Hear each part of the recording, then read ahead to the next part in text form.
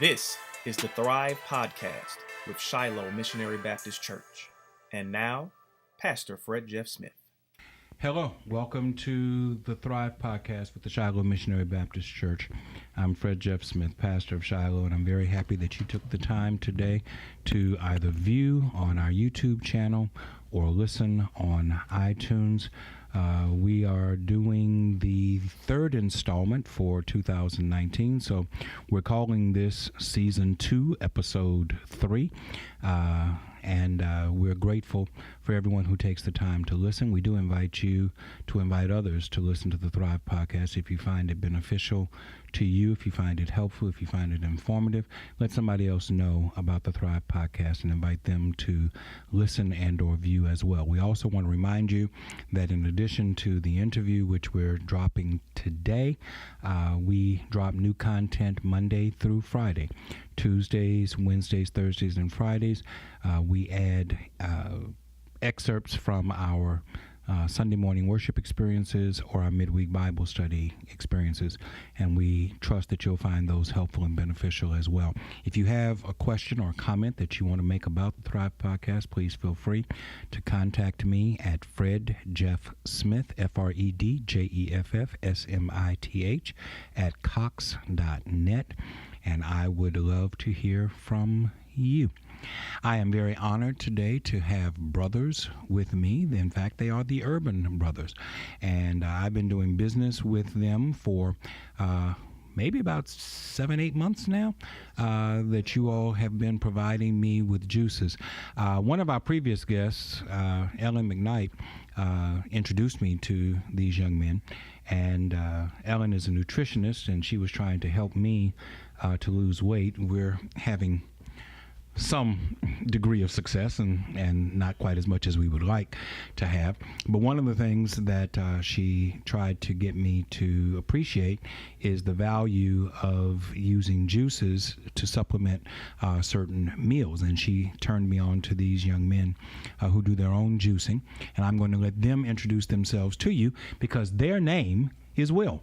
And I want them to introduce themselves to you. Will, thank you for being here with us today on the Thrive Podcast. Thanks for having us, Brother Fred. Tell us about you. Tell us who you all are. So I'm Willie, and this is my brother. Hey, how y'all doing, family? What's your name? I'm Will as well. Will what? Will Roberts. What's your full name? Oh, William Roberts. William and Willie. There you go. We go by Will and Will. It's a lot easier. It's a catchy phrase and catchy name, so we try to keep it interesting, for our family members. How did you get into juicing and into organic farming and all of the other things that you're into that hopefully we'll get to? Tell us how you got into this. So we kind of got into this pretty much just by living this lifestyle ourselves. We started juicing and eating on a cleaner diet. We just wanted to, live healthier and have more energy, live a better lifestyle. And I started out by myself doing it. Probably about a month or two later, I finally convinced my brother to, coming on board with me. And that was a real big help, you know what I'm saying, because we lived together. So with us being in the same house, if he's, eating one way and I'm eating on a plant-based diet, it's still kind of hard, for me to, smell those, the food does still smell good. Right. But when I finally got him to, get off of and quit, eating that way, it was one of the best days in my life because it really helped me out. So let me interrupt for just a second because you said this, and when we went to lunch the other day, you used the same terminology. Most people use the term vegetarian or vegan or pescatarian or one of those things. Right. You consistently say plant-based diet. You don't want to be identified as a vegan or a vegetarian or a pescatarian. I'm assuming that that's intentional. Am I correct in that? Correct. Okay. So when you say you eat a plant-based diet, aside from the obvious, what does that mean, and how does that differentiate itself from vegetarians or vegans or what have you? Okay, so plant-based is all, eating all plants. When you say vegan, vegan is still, you can still eat processed foods. Maybe no dairy, but I know processed goods for sure. Mm-hmm. Yeah, but like I say, with the alkaline lifestyle, is from the research that we've come across and have gained over the last 2.5 to 3 years, Mm-hmm. and learning more daily is how the journey goes. Now this is self-study, right? This is self-study. You all went on a journey to find out how to eat better. Correct. For yourselves. Correct. Okay. I mean, that's how we got into Urban. That's what Urban Bros pretty much. That's how it started. A lot of people want to know how do we maintain on a plant-based lifestyle. Is pretty much how we got into doing a health and wealth business. Right. So I mean, the business that we in is it's our passion and our purpose. Like I tell people all the time, we sell juice and we do have other wellness products, but it's a lot of people who might can't afford the juice at times. And Right. I mean, we'll like if you're interested in a product, I'll literally give a person a juice just because they're even interested in wanting to know more about a healthy lifestyle, or even have any kind of interest or want to just be healthier. Because a lot of people think health is health. It costs more to be healthier, or it costs more to eat on a healthier lifestyle. But it doesn't cost more at all if you really if you break it down, especially eating more on a plant-based lifestyle. So eating more whole foods.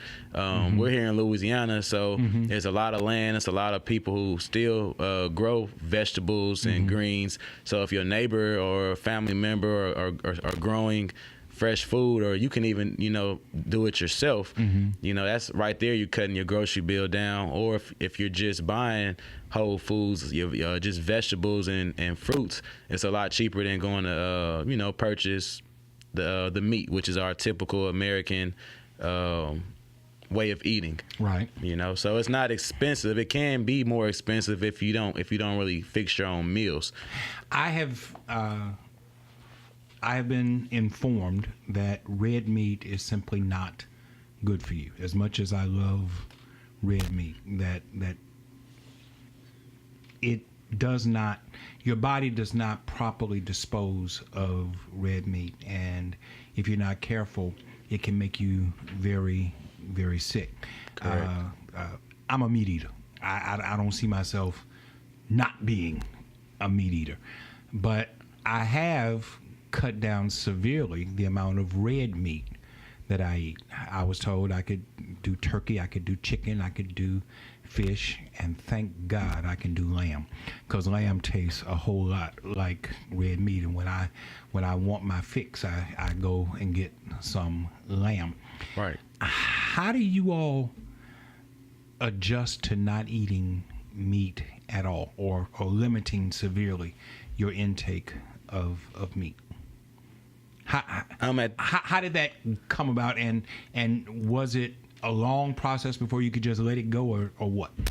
I can honestly say at this stage of my journey in life, I'm fully 100% no meat. Like it's not tempting. It's not something that I crave. For instance, even I want to say it was yesterday, my brother and I were somewhere, and we were getting ready to go into the gym. Yeah. And we smelled Popeyes on Florida at the Planet Fitness, but there's no Popeyes in the area. But you smell Popeyes, has that smell lingering from somewhere.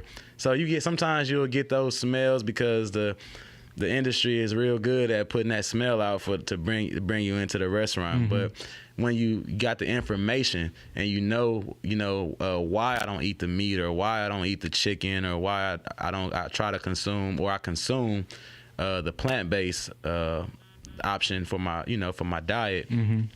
Once you get that information, you know why you're doing it. So it's all about more of the why versus the taste. Because myself personally, I was eating all of the meats, from the red meat to to all of the meats, pork, the cow, the everything, like typical American diet. And my aunt tried to showed me a video on like cow conspiracy over like probably 7 to 10 years ago, and I told her I didn't want to see it because I mean this is what I consume. This is what I eat. So you know, when I found this vegan lifestyle, my brother was pretty much the one to introduce it to myself. And you know, just going in, doing more studies and research and knowing what's going on with the industry, from the meat even to the vegetables, you know, just the food industry in general. It just makes you question what we put in our body, and it makes us question why the older people were growing their food and living longer versus now people are dying at a younger age. And people say, well, my grandparents used to do this and do that, but they were raising either their own, like you say, vegetables and meat, so they knew what were going into the, you know, what were being fed to the plants or to the animals. Even like I say, vegetables in the store these days, you have to, you know, be careful what you purchase just because of the chemicals that's put on the, you know, on the food. So you guys are in the juicing business. Correct.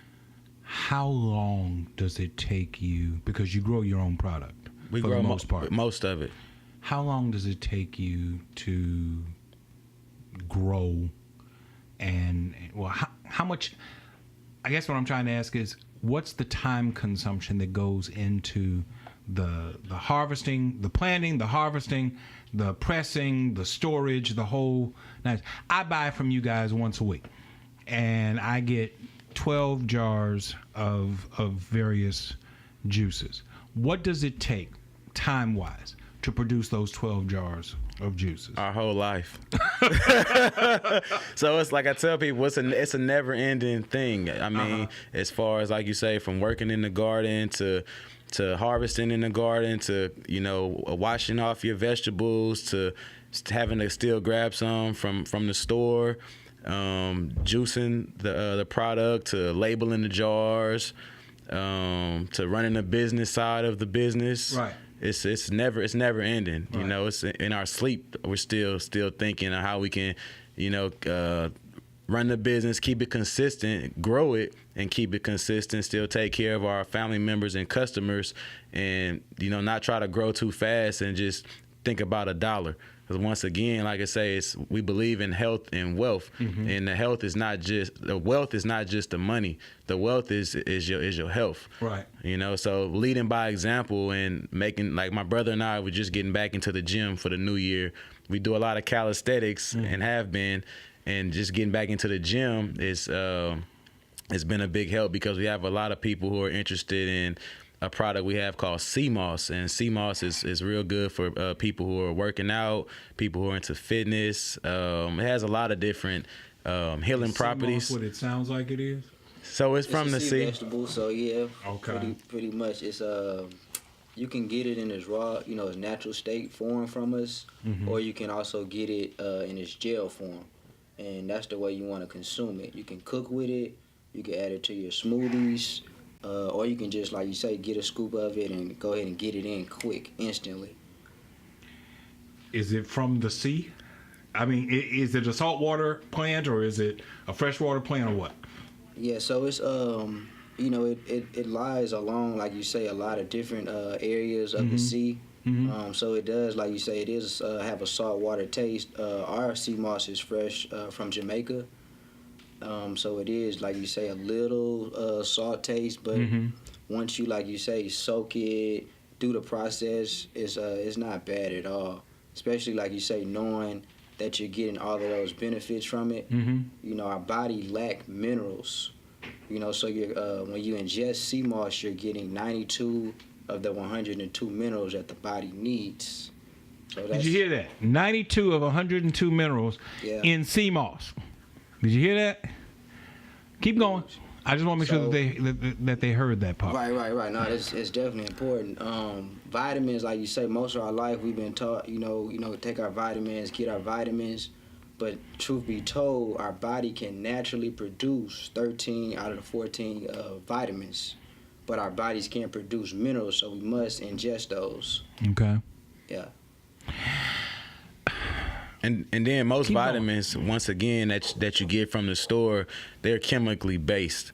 So we believe in, like I say, living a chemical-free life. Not consuming as many chemicals as possible. Of course, we live in Louisiana, so chemicals are all in the air. Right. But you want to eliminate as much chemical intake into the body as possible, and a lot of chemicals are coming through the foods and the products that we consume. Right. And like he basically, like he was saying, trying to consume these minerals. You're gonna get vitamins too, like you say, through eating on a plant-based diet, minerals. But far as the alkaline side go, like you say, pretty much alkaline is pretty much eating like indigenous foods. Mm-hmm. So things that were like a lot of things now are man-made, so there's no nutritional value. Right. You want to eat, food, right from God. That's stuff that He placed here. And all of that food, it actually, is consistent with our bodies.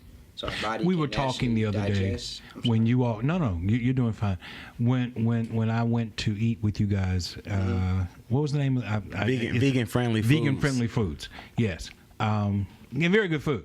A little bit too much rice, but very good food. We got to talking about sweeteners while we were sitting there, and I mentioned sugar, and you mentioned something else. I can't remember what it was called. Was it the agave? Agave. Yes. Agave. Plant-based. And you all made the distinction that agave is healthier for you than sugar, even though sugar is plant-based also, right? Sugar comes from sugar cane. Tell the audience the distinction that you made between agave and sugar cane. Okay, so agave, like you say, they both are from plants. But the agave is, like you say, that's an indigenous plant, so it makes it alkaline. Okay. So your body can, like you say, digest it properly. It's not harmful to the body. You still want to, like you say, it's sweet, so you want to, like you say, still, watch how much you are taking. What was the other one you said? No, I wanted you to draw the distinction between sugar cane, which comes from sugar cane, and agave, which is also plant-based, because I found it fascinating that you said that even though sugar is a plant, it's not a good plant. So then not all plants are good for you. I found that mind-blowing. No, definitely. The sugar cane, that's a plant that is man-made. That's what I wanted you to get to. Right. Yeah, so it's not, that's... it's not, your body is not going to digest that, so it's just going to linger around in your system. So like you say now, it's going to cause inflammation in the body. You just don't want to be consuming at least as possible of plants or any food that is not alkaline or indigenous. So sugar is a man-made cross-pollination of various plants. Yeah, I couldn't tell you exactly which plants it's crossbred with, but it's being crossed to make the sugar cane plant. And they did it primarily because sugar, you could make money in the sugar industry. It's a big industry. So this was about making money. I'm pretty sure it was. Oh yeah. Especially like you have the difference between you have the white sugar, then you have your raw sugar, right? And mostly anything that's white has been bleached, so like white flour, white sugar. So a lot of those different white ingredients that we've been, like you say, raised to use, we want to unlearn and relearn what to use versus those particular ingredients. Ellen makes the point to me all the time that almost anything that's white is bad for you. You should not have anything that she doesn't want me eating white bread. She doesn't want me consuming white sugar, so forth. I can make this the whole Ellen show if I wanted to. But she did not explain to me what you all explained to me when we went to lunch the other day, that while sugar comes from a plant, it doesn't come from a natural or indigenous plant. It comes from something that was manufactured through cross-pollination of different plants in order to produce something that they could make money on. Correct. That this was more than a food decision. This was an economics.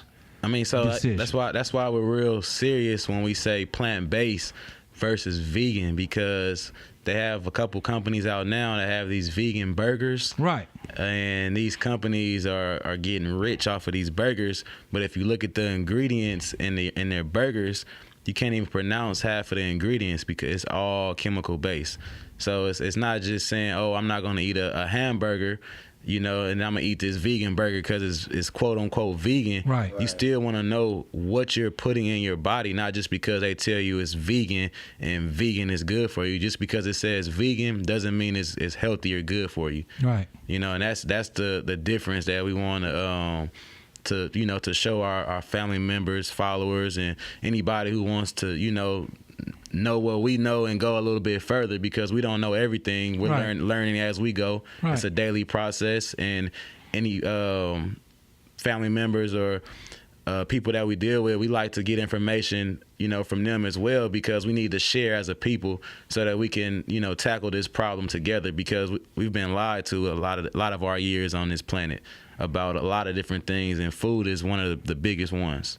So this is number 2. Yes. What's in this is one of their products. This is juice, and it's labeled number 2. What's in number 2? Is that one of your favorites? Yes, it is. I love the beet juice. Okay, so right now it's called just number 2, and we are working on we have new labels in process. Right. And number 2, I believe we're gonna call it Heartbeat. Okay.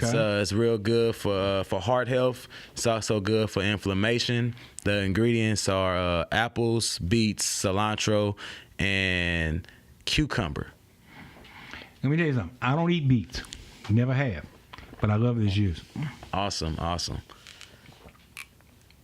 And so, like you say, just a big part of the juice. That's good stuff. The juicing business, we got into that business because a lot of people don't like to consume vegetables and fruits in their solid state. So once you take the vegetables and run them through the juicer, you extract the cells, and those once you extract the cells, they go straight to, once you drink the juice, it goes straight to your bloodstream. So it charges your cells in your body from the cells from the plant. Do you mess up vegetables in how you prepare them? When I was a child, my grandmother, we had, it was required that we had salad for dinner every day. Then we had rice and gravy every day. Every day. Which is why I don't like so much rice. Right. Every day. And then we had a vegetable, and then we had a meat. Sunday and Monday was always chicken. Tuesday was usually some kind of a stew. By the time you got to the weekend on Saturday, it was either fish or shrimp. But this was our meal every day. My grandmother prepared dinner for us all the time, and when we would have a different vegetable, we would have okra, we would have green beans, we would have mustard greens, we would have collard greens.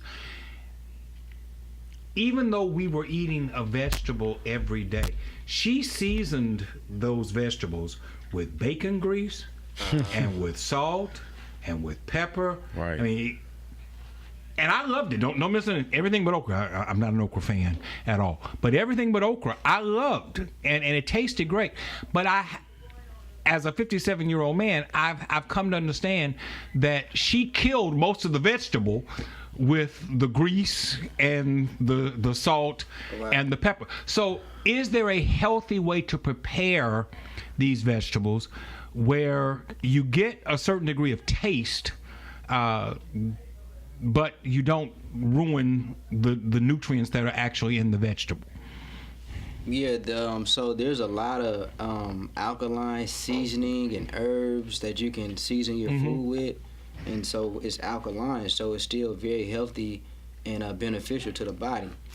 You can, just like if you like your meat, before you season your meat, you're not gonna enjoy it because you need some kind of flavor to it, right?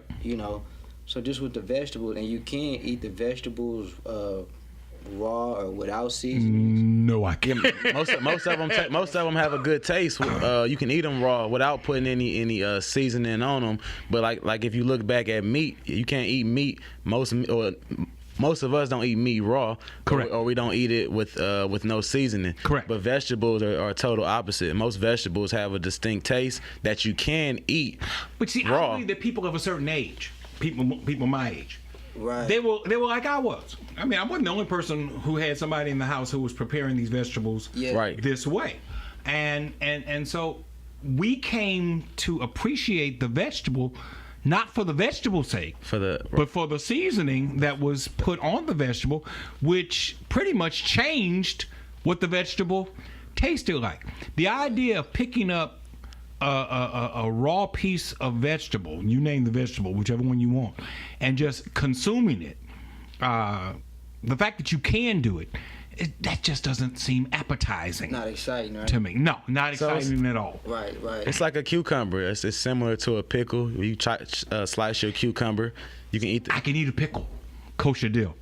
Why not eat a cucumber and put a little sea salt on there? Sea salt. Okay. So we're okay with some salt. Sea salt is alkaline. Yeah, okay. Sea salt is 80 plus minerals in sea salt. So sea salt is amazing to consume, but you still like anything. Moderation. Okay, my wife wins on that one because she said sea salt is better than iodized salt, and I argued with her. So now I have to go back and say, I was wrong. You were right, because she won't let any other salt come in the house except sea salt. So because she cares about you. When I was a kid, we always had iodized salt. My father insisted on getting iodized salt. I brought iodized salt into the house, and she said, "No, this can't stay here, and you have to get sea salt." So you win, Dimitri. I'm wrong on that one, but I just, for me, and I don't think I'm the only person out there, eating raw vegetables just doesn't appeal to me. So once again, we have to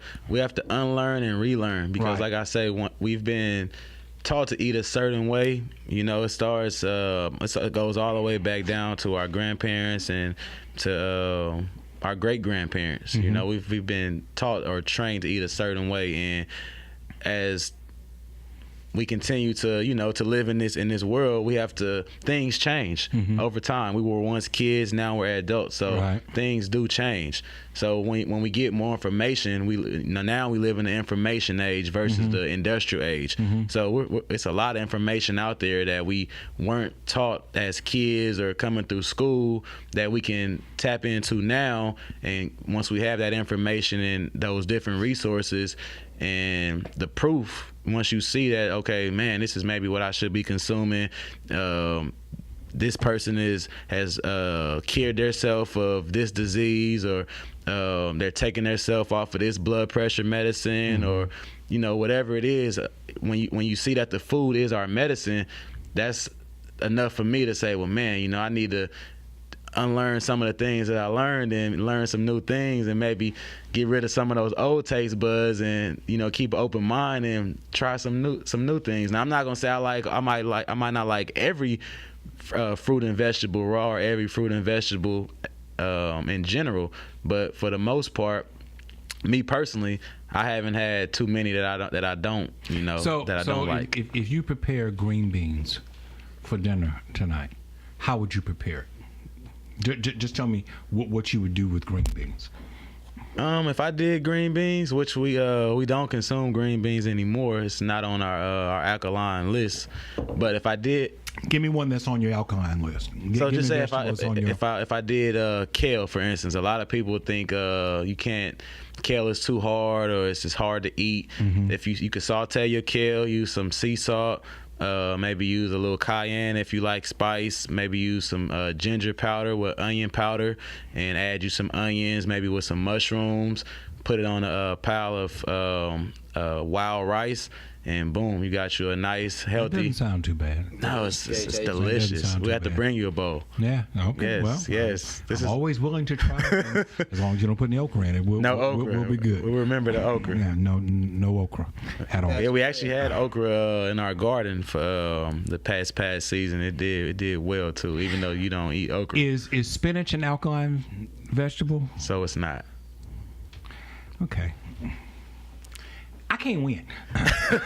It's tough when you say. I love spinach. So it's tough when you say alkaline. it's two different things when you say vegan or plant-based. Right. And then you could either say vegan alkaline vegan, or alkaline plant-based lifestyle. It's, like you said, that word alkaline is tough, and it can be tough to live 100% alkaline. When we went to lunch the other day, I had sweet potatoes. They were very good. The sweet potatoes were excellent. The red beans and rice were excellent. The jambalaya was even excellent. It was just too much rice for Right. me. But it was all very good food. I could eat sweet potatoes 2 or 3 times a week, and I don't think I get too bored with that. Would sweet potatoes be a good thing? What about butternut squash? So I can make. I'm learning to like squash. We can make the I squash didn't used taste to like the sweet squash. potato. Because of the sweet potato. That's like these people who say they can make spaghetti out of what, zucchini, or what does they make? So yeah, you can make spaghetti out of zucchini, out of cucumbers, or maybe not the cucumber, but the zucchini. You can just it's a little machine that you just turn it, and then it makes the noodle. So it is a noodle, and then that's your spaghetti noodle, and it's a healthy option. In other words, you have to retrain not just your eating habits, but retrain your palate. Correct. Because part of the joy for me of eating, I don't just eat because I need food, because I need sustenance. Right. It would be better for me if I did only eat for sustenance, but I eat because I enjoy food. I'm a foodie as well. I mean, I really enjoy certain foods. So I would have to retrain my entire palate, my entire taste bud system in order to enjoy the things that you all are describing and yet eat more healthy. And the question becomes, what would it take for me to be willing to make that kind of new commitment in order to do that? If I would have to recommend anything, I would say far as just start, getting the information, on why to consume more of a plant-based diet. Mm-hmm. One main reason I would, say, because when we, eat on the westernized diet, the diet that we have been given, Mm-hmm. we're compromising our immune system. Okay. If we eat more of a plant-based diet, especially first we have to, like you say, cleanse and detox our bodies, Mm-hmm. and then incorporate those, good fruits and vegetables and, like you say, like herbs, like the sea moss, things like that. Put Mm-hmm. those minerals back in our body, build our body back up. Mm-hmm. Our body alone can fight off anything, any disease, any illness, because there's no disease that can ally or withstand within an alkaline body. So you want your body alkaline Say state. that again. No disease can withstand an alkaline. If your right. body is at pretty much an alkaline state, there's no disease that can, because your immune system is so strong. Your immune system can fight all of that stuff off, but we have compromised our immune system. So now our immune system is so weak, it can't fight. It can't fight against all that stuff. Wow. Well, that would be pretty strong motivation to change your diet. Yeah, the key is to have your body on as alkaline as lifestyle as possible. You want to be as alkaline, your body as alkaline as possible. Of course, we will still consume some, not just saying us, but just in general, you will somewhere in there get something that has a little acid, in it. But you want to consume as much alkaline products as you can, because that's what's going to charge your cells, and like my brother say, able to help you fight off any diseases. Let's get back to the economics of this for a second. Vegetarian, vegan lifestyles, pescatarian lifestyles. I'm hearing a lot of this, especially from a lot of young people. There are a lot of young people in our church who, now that they've reached the age of college and they're going away to school and they're able to make their own food choices, they're coming back telling me that I've become a vegetarian or I've become a vegan, things of that sort.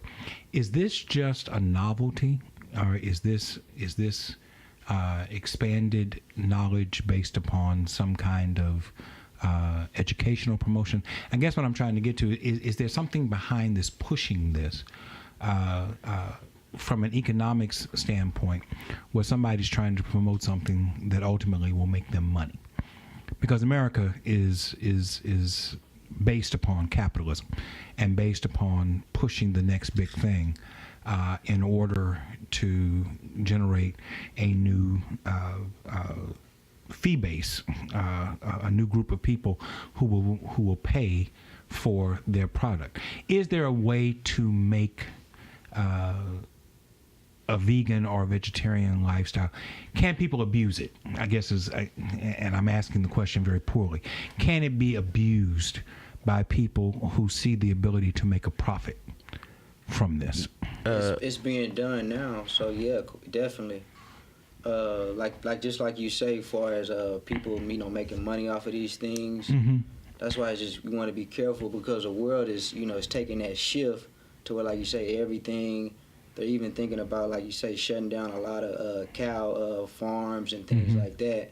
But just because, like my brother said earlier, that they're putting out this new kind of meat, or not meat, but meat substitute. Mm-hmm. But it's still, like you say, soy-based. Soy is very harmful to the body. Mm-hmm. So like you say, a lot of people, you got to be careful with information you're getting, because there's people, like you say, who are that right now capitalizing on this new, like you say, world shift and transition. Mm-hmm. So that, yes. See, I see it in the church all the time. Somewhere along the way, about 35, maybe 40 years ago, I'm getting old now, people began to realize that they could make money on gospel music. There was a time when most gospel music was relegated to the church. Right. And the only place that you heard it was in the church. Right. Somewhere along the way, the people realized there's an audience for this. And if I promote it right, then I can make money off of this. And now you have reached a place where you have what they call contemporary gospel music, which to my ear is not gospel music at all. Right. It's pop music where they throw God in there every fourth or fifth line, or they throw Jesus in there every now and then. And if you couldn't hear the words, you could not distinguish a pop song or an R&B song or even a rock song from a gospel song. And that's not being promoted by churches. That's not being promoted by religious entities. That's being promoted by business people who say, I can make money if I push this as gospel music. There's an audience out there that we had not been able to tap. Right. But now we can tap them and we can draw money from them. And I'm wondering if the same thing is true with regard to this healthier eating style, healthier lifestyle thing. If somebody is behind the curtain, like the Wizard of Oz, we definitely promoting this, trying to pull strings in order to make a profit. We definitely live in a capitalist country, so I mean, it definitely is money behind it. Right now, a lot of people say this is it's a fad, from the vegan to the vegetarian, the pescatarian. I'm hearing it more than I've ever heard it in my life. Just these different labels, exactly. Yeah. So I mean, it's definitely I'm glad that it's a fad or something that's going on right now, because we live in an information age. Mm-hmm. So it will, grab and hold, and some people will, learn from it and continue to, to increase their knowledge and grow their journey as maybe a plant-based or a cleaner eater in his life and in their life. Mm-hmm. But at the end of the day, it's always going to be money driven.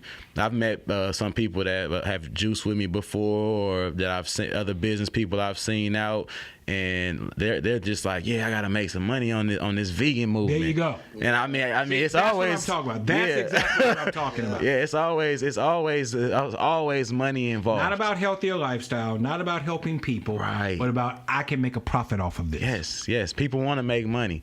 And once the profit is gone, all these people are going to be gone, and they're going to move on to something else. So before we even made this into went and got an LLC or decided we were going to be calling our business Urban Bros, my brother, just on our journey, he said, man, when he just find information, he said, man, I want to help a lot of people. Mm-hmm. I said, bro, the way you do that is just by living it. So that's where we come with our business and this health and wealth. Like I tell people, it's bigger than just the money. Mm-hmm. Because I mean, I tell people I'm from Oakland, California. I can sell you paper off of a tree, but being in this health and wealth and living this lifestyle, you take the money out of it. You know, it's about, like you say, helping the people. It's living in Louisiana. Right. It's a lot of people here that are more on the obese or into, you know, overweight. Right. You know, and your life depends on it, because, you know, when you overweight, you know, your body is overworking. So when you're able to, like you say, live on like you say, I show people my picture, right, and they say, is that really you? And I say, yes, that's really me. That's I wasn't diagnosed with any doctor, any sickness. But if you look at the picture on the left and look at the picture on the right, I looked sick. Yeah, but this is not a thing where you lost weight, and for those who are watching on YouTube, just get a look at that. But it's bigger than just losing the weight. Yeah, my point is, you know, when you have these diet things, they say, I lost 500 pounds in 2 weeks. You know, that kind of foolishness. You took time. This did not happen. That's 6 years. 6 years to go from 250 pounds to 180 pounds. If I do my math right, that's a 70-pound loss over 6 years. Not a 70-pound loss in 6 months. Correct. Not a 70-pound loss in a year, but a 70-pound loss over a 6-year period of time. So that's what, 11 pounds a year that you lost, if I'm doing my division correctly. So you can achieve a healthier lifestyle and it not be a gimmick.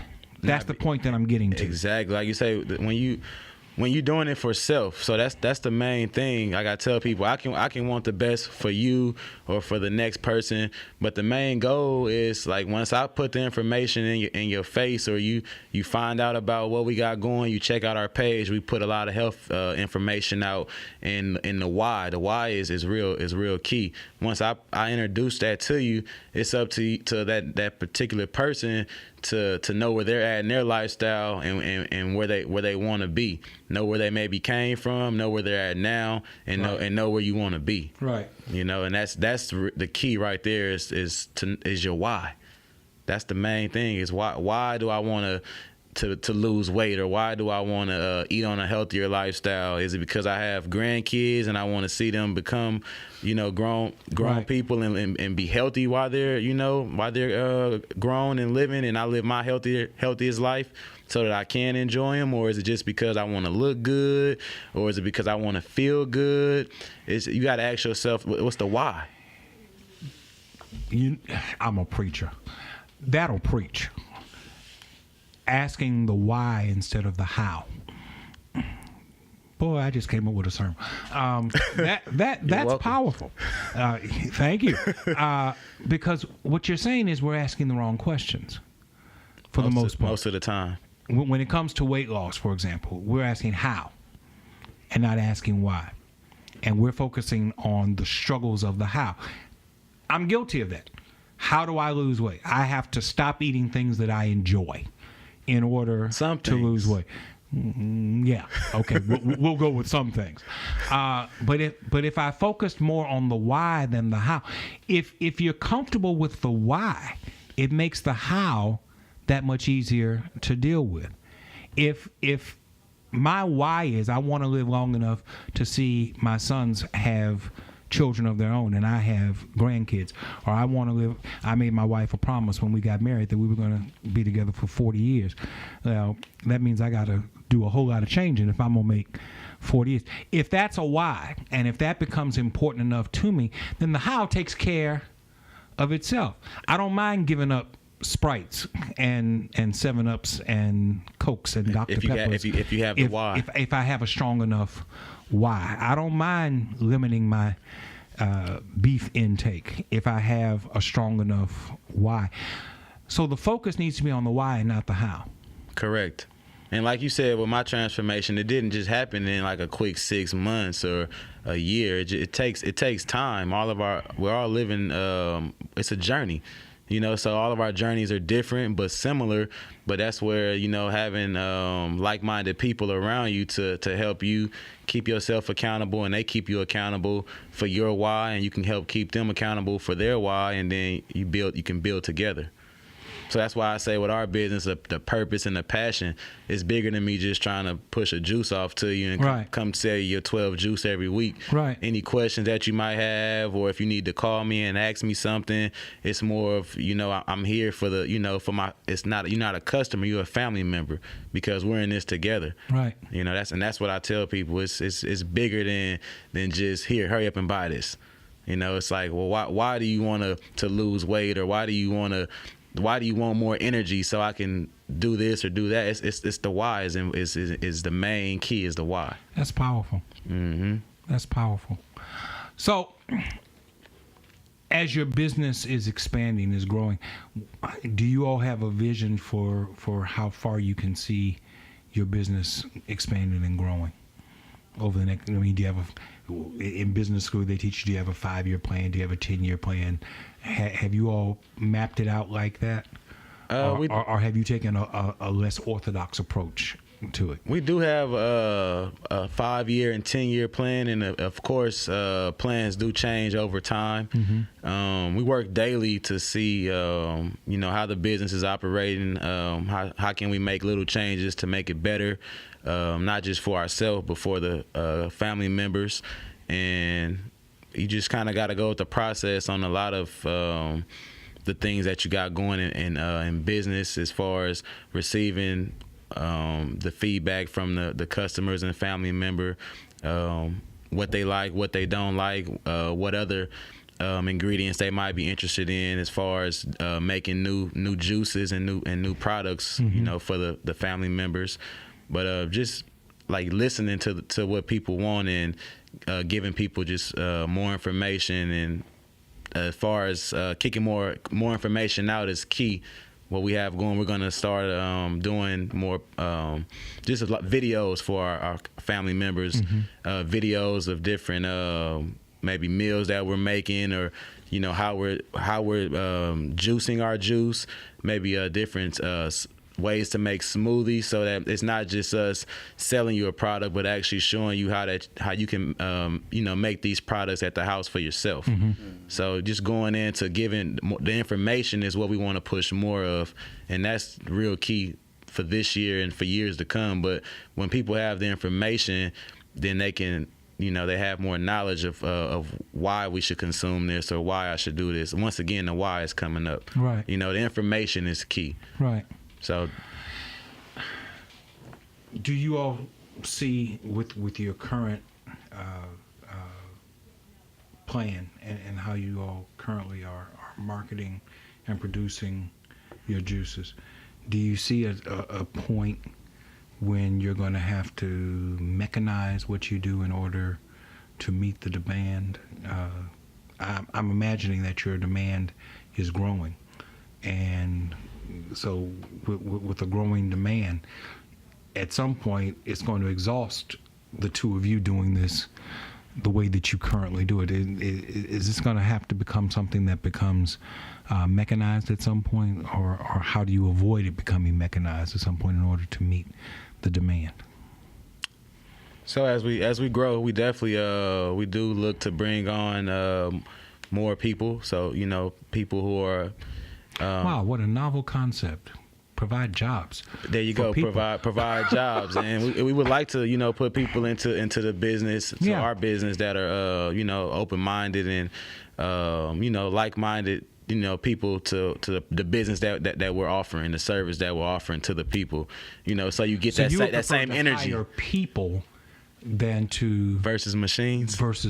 Yes. Correct. Wow. The people we need, it's community. So we push love. We believe in love and community. And in the community, we need jobs. So when you have jobs, we can keep that dollar circulating within the community. Yeah. Like right now, the black dollar leaves out of the community within about, I want to say, within 6 hours is the average, versus keeping it in the community, spending with each other. And if we have the resources, like you say, the jobs to generate the money, and then we can spend it back with each other. It just mm-hmm. creates a cycle.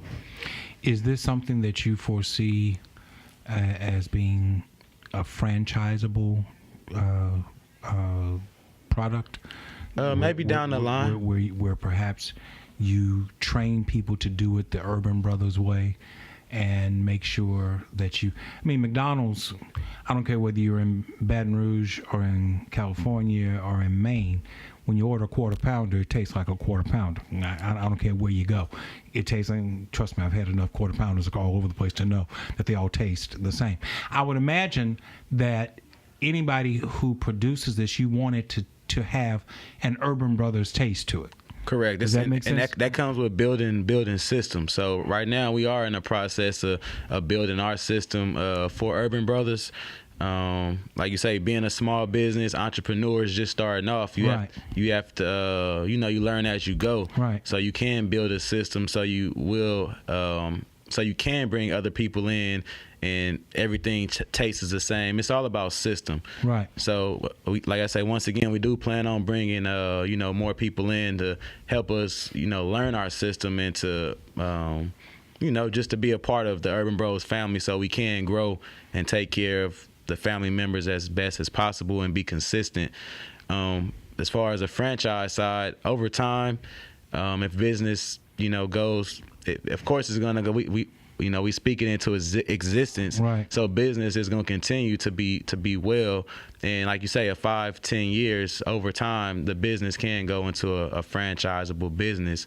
We don't necessarily have plans just yet, but it's no reason why we wouldn't want to take it to a larger, environment. Do you think that that Baton Rouge is a place where this can be done successfully? I think it's actually an awesome place to do a health and wealth business or a juice business like we have. Mm-hmm. Us being from California, from the West Coast, it's a lot more health conscious there. And like I say, being in the southern states, it's a lot different when it comes to the eating. Like you say, people come here to eat good food. Right. So, this is a perfect place for healthier options because it's a lot of people that live in these areas that are leaving or dying, quicker than in other places because we lack healthier options here. I talk to a lot of creative people through this podcast. Many of them are entertainers. Some of them are actors. Some of them are comedians. I've had the opportunity to talk to a wealth of creative people just in the last year through doing this podcast. People who I may have never had a conversation with had we not started doing the podcast. So I'm very grateful for that. But I always ask the question of them, especially people who are younger people like you guys are, is Baton Rouge a place where you think you can live the rest of your life? And I'm more often than not disappointed that their answer is no, that they see Baton Rouge as a place that they're passing through on their way to someplace else. And so let me ask you guys, do you think Baton Rouge is a place where you all can plant your flag and be here for the long haul? Yeah, I think brother too, but for me, yeah, we can definitely be here for the long haul. Like you said, this is where, we know a lot of people here. We have a lot of people here that we would like to touch and help. And like you say, if we need to, we do like to still get away and vacate. So we can always, leave out for a week or however long. Mm-hmm. But we definitely love being planted right here. Brother?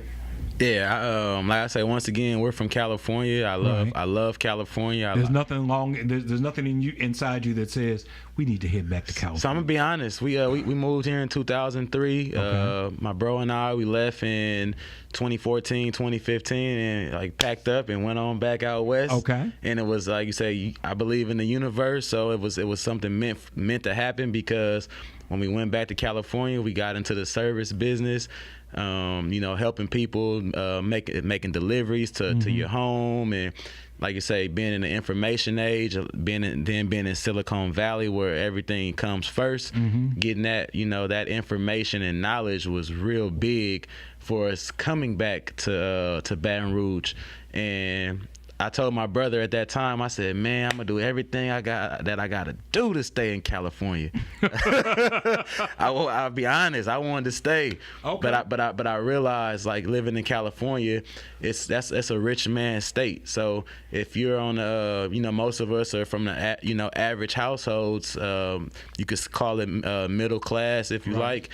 living in California is tough, you know, to make it. Everything that you make, you pretty much put back in. Mm-hmm. Like I always tell people here in Louisiana, it's a gold mine. It's wide open. When I say a gold mine, it's a wealth of opportunity here because it's a lot of trees around. So the economy is still being built here. Mm-hmm. So if you're a business person, entrepreneur, it's great for you because you can come here if you got a good network of people or meet you a good network of people, and you can help build this city up, build the place that, you know, it's a state capital and it hadn't been a lot of things here. It's a lot of growth going now, right. Especially since we've come back and we see it with our eyes and we love it. Right. I mean, it's traffic on the interstate, so it's a lot more people coming. Yeah. So that's good for, like you say, not just business, but just for, like you say, for it being the state capital, just so it don't get we've been to a lot of different states and places, and a lot of places are just shut down. They're dead towns. Mm-hmm. So, you know, Baton Rouge has, in my eyes, before been a dead town, but now I see a bunch of growth, which is good. I feel like it's a place that I know I can grow here. I can be of some impact and, like you say, help and change some people's lives. Okay. So, I mean, I feel like we're here to stay. That's what I want to hear. I'm born and raised Baton Rouge, and other than spending some time down in New Orleans for seminary and my first pastorate, I've lived my entire life here. Never wanted to live anyplace else but here. But so many of the people that I have talked to, especially the more creative people, feel like Baton Rouge is stifling to them, and that their opportunities to expand and grow are limited here. And so it's helpful to me to hear creative, energetic, enthusiastic people like yourselves say that Baton Rouge is a place that you think that you can plant your flag and live and raise families and do whatever else it is that you want to do here. What else do you want to say before we close down? Then a lot of times, so like I say, we're from the West Coast, so we've been away and experienced other places. A lot of people that are from Louisiana or Baton Rouge, they've been here their whole life, so they haven't seen other places. So when they tell you that, from my experience talking with people, they just want to see what other places look like. Mm-hmm. You know, especially like Miss McKnight, you keep talking about. Yeah, Ellen. I'm telling her that this is a place for her. She got to stay here. The people need you, but she wants to experience some other places, you know, through her journey as an adult. Mm-hmm. And like I said, I agree. People have the right to go and live their lives wherever they want. Right, and I told her I agree with it. You know, maybe, you know, go check it out, you know, but we need you here. I just have a terrible concern about the future of my city. If all of the bright, talented, creative, motivated people leave, then what's left here in my city? I've seen it happen to neighborhoods. You know, neighborhoods right. that were once thriving and positive places for people to raise families. People find someplace else the grass seems greener in the new neighborhood, right. And old neighborhoods suffer as a result of that. Well, expand that to where it's not just neighborhoods but cities, right. that suffer. And I think Baton Rouge has a lot to offer. I recognize that my opinion might be the minority opinion on that, because a lot of people do want to experiment. But I believe that if you experiment enough and move around enough places, you'll be like Dorothy and the Wizard of Oz, and you'll end up saying there's no place like home, and you'll want to come on back here. I was wondering why you had on that Raiders cap. You know, I'm a Cowboys fan, so yeah. Yes. But in that's home for you, I'll leave that alone. Yes. Yeah. But like my brother said, at the same time, like say living in Baton Rouge, most of us we do commute to New Orleans to use the airport. But with Baton Rouge, they're adding more flights and more destinations. So with you having an international airport, you can go anywhere you like to go in the country. Mm-hmm. So we like to travel. So we don't feel like we're just stuck here to Baton Rouge. But this is home. Well, I don't have a problem with the travel part. Right. But that's why go travel. But that's what I say. As far as people who wanna go other places, as I talk to them, and like you say, especially creative people, you just have to. I throw out there, you can fly and travel to other places. Go a couple days, or it might even be a month, and then you can come back. Right. The good thing about going to other places that are already thriving and maybe have more creative things going on than Baton Rouge, you go get the information, the knowledge, and keep your mind open, and then you bring it back. So now that helps Baton Rouge grow. Yeah. And so that's what I love about Baton Rouge, and being able to travel and then bring back information and knowledge, to the table. Thank you guys so much for taking the time to come and share with us today. I hope this has been an enjoyable experience for you. It's been a learning experience for me. And I appreciate your product, and I wish nothing but the best for you guys. And I'd love to see you guys come and share with us on a Sunday morning sometime. Thanks for having us. And you definitely will see us soon. All right. Thank you. Thank you all for viewing. Thank you all for listening. We'll be back next time.